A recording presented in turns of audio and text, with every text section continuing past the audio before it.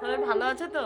বাড়িতে যখন ঘুগনি হয় তখন বলে মা একটু টক ঘুগনি বানিয়ে দাও, চটপটি যাকে বলে মেলাতে পাওয়া যায়।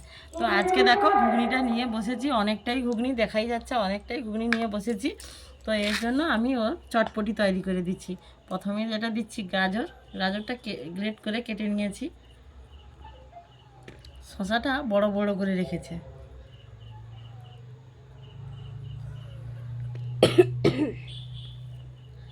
পেঁয়াজ কোচানো দিয়ে দিলাম, ধনে পাতা,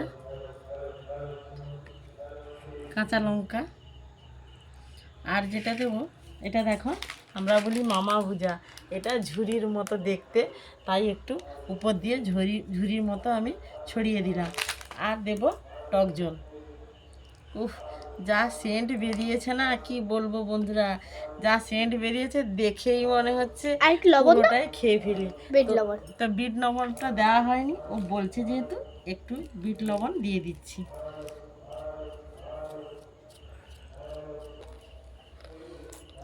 তো প্রথমে আমি টেস্ট করে দেখি কেমন হয়েছে।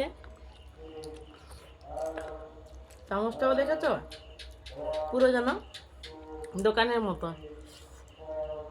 দারুণ হয়েছে, যার জন্য বানিয়েছি সে খেয়েই বলবে কেমন হয়েছে। বল রে কেমন হলো আজকে খেতে?